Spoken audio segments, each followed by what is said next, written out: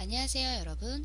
자음과 모음의 철학자가 들려주는 철학 이야기, 맥루안이 들려주는 미디어 이야기 마지막 시간입니다. 두 번째 시간에 우리는 각각의 미디어가 갖는 특성에 따라 그 내용을 달리 인식하게 되므로 미디어 자체에 관심을 가져야 한다는 미디어는 메시지다 라는 이야기를 들어보았죠. 그리고 의사소통의 종류에 따라 인류의 역사를 4단계로 나눈 것을 보았습니다. 이때 맥루안은 미디어의 발전에 따라 인간이 어느 한 가지 감각에 지나치게 치중한다는 문제점을 짚었다고 했다는 얘기를 들어보았고요. 그러면서 맥루안은 여러 가지 감각을 균형 있게 사용했던 원시시대의 생명력을 되살려야 한다고 했는데요. 그 방법으로 맥루안은 전자기술의 발전을 낙관적으로 보았다고 했죠. 그러면서 인간의 여러 감각을 자극하는 텔레비전을 긍정적으로 생각했다는 이야기까지 들어보았습니다.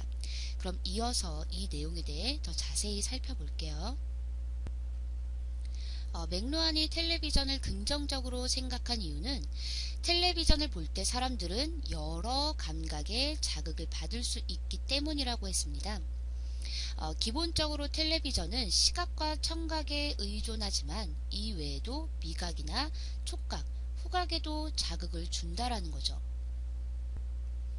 예를 들어 텔레비전에서 맛있는 음식이 나올 때 여러분은 이 미각이 자극받는 것을 느낄 수 있죠. 군침이 돌면서 막 먹어보고 싶다라는 느낌이 들잖아요. 그게 바로 미각이 자극을 받고 있다라는 겁니다. 또는 냄새는 어떨까 상상해 보는 거, 이건 바로 후각을 자극받는 거고요. 간혹 징그러운 것이 나오면 소름이 돋는다거나 털이 복슬복슬한 강아지가 나올 땐 감촉이 어떨까 만져보고 싶다거나 신나는 음악이 나오면 몸이 절로 움직여지거나 하는 것처럼 우리는 텔레비전을 보면서 아주 여러 감각의 자극을 받습니다. 이렇듯 맥루안은 인쇄 시대가 되면서 시각에만 치중하던 사람들이 이 텔레비전의 등장으로 미디어를 통해 다시 오감을 사용하게 되었다고 본 것이죠. 하지만 그렇다고 해서 하루 종일 텔레비전을 봐도 좋다는 건 물론 아니겠죠.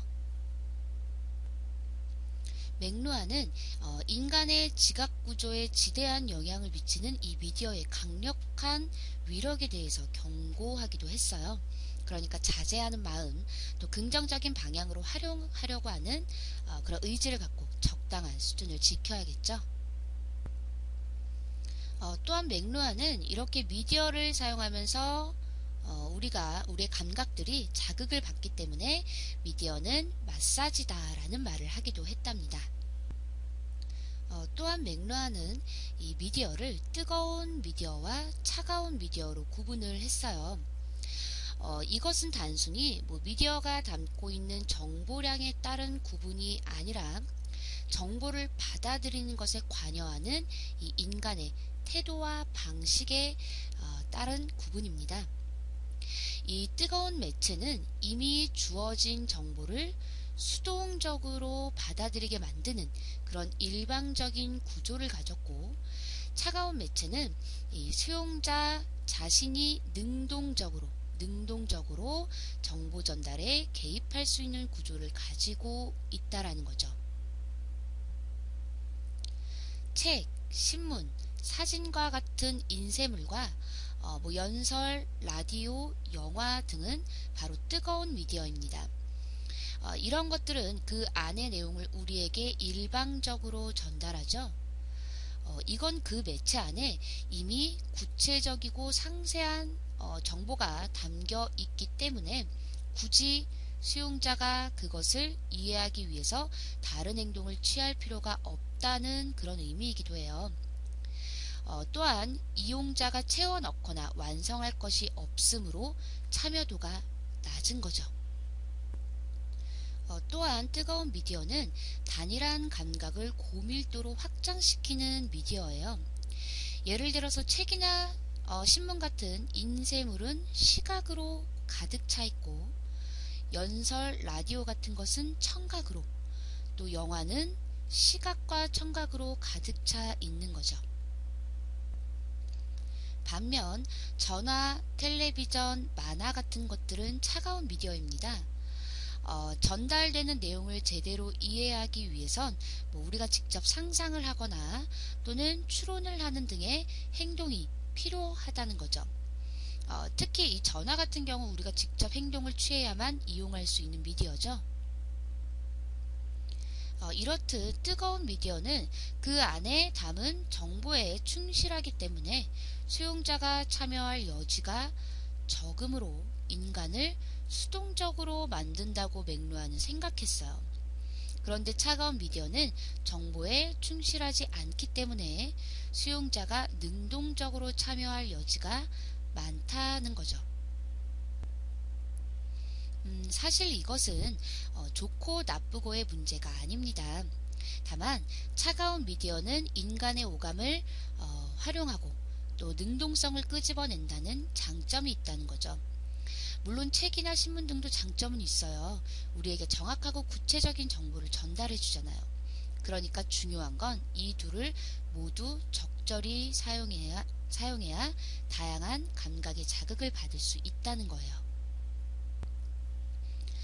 맥루아는 기술이 발전함에 따라 점차 뜨거운 미디어에서 차가운 미디어로 변모할 것이다 라고 주장했습니다. 이건 현재 우리의 모습을 보면 맥루아의 예언이 딱 들어맞았다는 걸 알 수 있죠. 휴대전화나 인터넷의 발달을 보면 말이에요. 하지만 중요한 것은 그 차가운 미디어를 제대로 활용하지 못하면 오히려 역효과가 난다는 것입니다.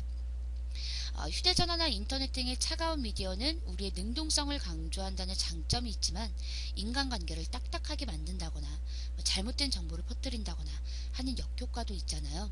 그러니까 좀 더 발전적이고 좋은 방향으로 잘 활용해야겠죠. 그리고 맥루아의 미디어론에서 가장 중요한 것은 뜨거운 미디어든 차가운 미디어든 어떤 것이든지 간에 촉각적으로 대해야 한다는 것입니다. 이 맥루아니 말하는 촉각적이라는 것은 단순히 피부로 느끼는 감각만을 뜻하는 게 아니에요. 바로 여러 감각이 서로 마주치는 것을 뜻하죠.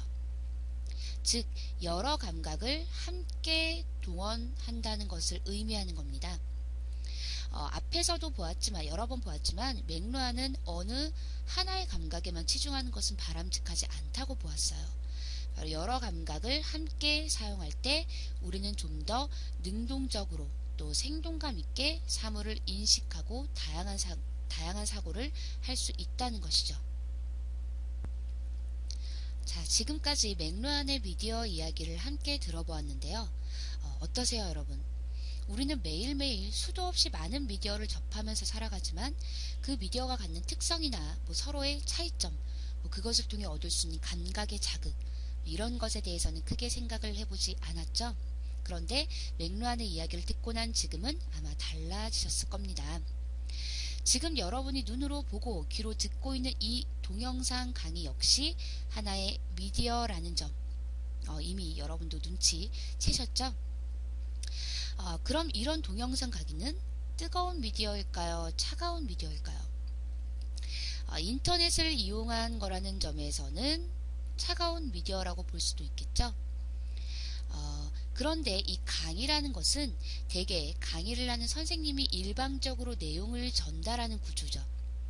그렇게 보면 뜨거운 매체라고 할 수도 있겠네요. 그런데 여러분, 이 강의라는 것은 듣는 사람이 적극적으로 참여하고 능동적으로 그것을 이해하려고 노력할 때 진정한 의미를 얻을 수 있답니다. 즉 여러분이 맥루아의 이야기를 이해하기 위해서 고민도 해보고 상상도 해보고 혹은 다른 자료를 찾아본다면 그땐 이런 강의 역시 차가운 미디어가 될 수 있는 거겠죠. 자, 지금까지 자음과 모음의 철학자가 들려주는 철학 이야기, 맥루아이 들려주는 미디어 이야기 시간이었습니다.